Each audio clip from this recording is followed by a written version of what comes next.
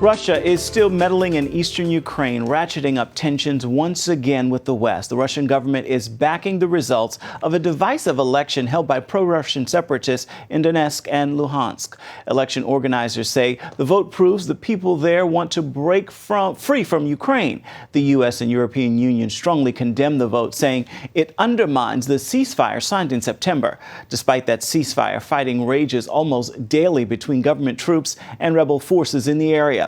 About 4,000 people have been killed.